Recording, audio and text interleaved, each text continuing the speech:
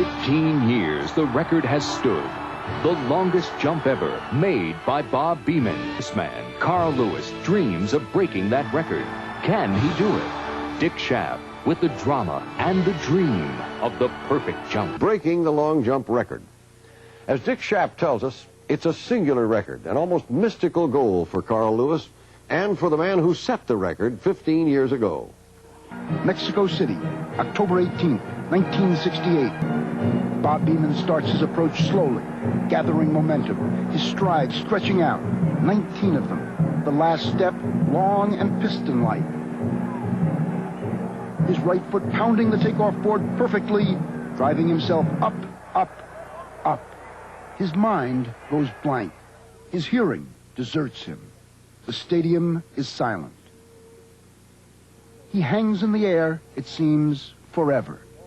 When he comes down, his heels strike the sand with such force, he bounds on one hop like an airplane harshly landed right out of the pit. Bob Beamon has jumped 29 feet, 2 1/2 inches, 22 inches beyond the existing world record. Arguably, but conceivably, the most spectacular individual achievement in the history of all sports. Statistically, the equivalent of Roger Bannister bursting through the 4-minute barrier for the mile, not by a fraction of a second, but by more than 15 seconds. 29 feet, 2 1/2 inches. A magic number. A miracle. Good cause for joy and tears. 29 feet, 2 1/2 inches. Carl Lewis believes he has already jumped 29 feet. Probably beyond Bob Beamon's world record. Possibly beyond 30 feet.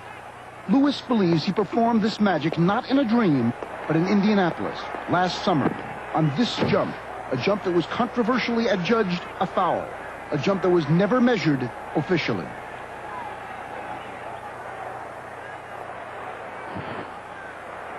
Did Lewis jump more than 29 feet, 2 1/2 inches? Will Lewis jump more than 29 feet, 2 1/2 inches? Those are lovely mysteries, and the man who has the best clues to the answers is an Israeli-born physicist named Gideon Ariel, a specialist in biomechanics, an expert in human physical exertion. We utilized the film that actually was shot at the instance where Bob Beamon, in this case, jumped his best jump, 29 2.5. And we digitize, or we transfer the information from the body segments right to the computer. So every time armed with films and with formulas, and with a computer programmed to perform biomechanical wizardry, Ariel has studied not only Beamon's record jump, but also Lewis's controversial foul jump, the jump on which judges ruled with very little evidence that he inched past the takeoff board, the jump Lewis himself and many experts thought was the longest ever.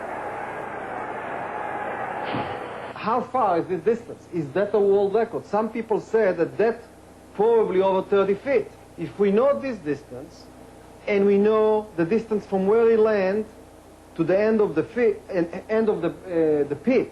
in the good jump, we can calculate what is the distance from the end of the pit back to the foul jump. If I give it an upper limit, it was 28.11, which is the second best jump of all time. And Ariel has explored all the major track and field records and concludes that Beamon's is the closest to man's potential, theoretically within 3 or 4 inches of the absolute limit, the point where physical damage is inevitable, the point that Carl Lewis is aiming for.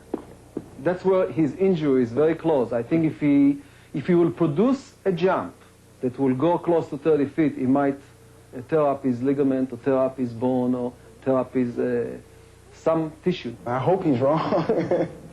For one reason, because I feel that an athlete right now, with the right type of technical training and obviously the right technique, can jump well over 30 feet. Well, sometimes we like to be wrong, but... If Ariel is wrong, if Lewis is right, Bob Beamon's record could fall any day. Or it could fall in the brightest spotlight next year, 16 years after Beamon's triumph in the Olympic Games. 29 feet, 2 1/2 inches. Bob Beamon produced it. And Carl Lewis can taste it.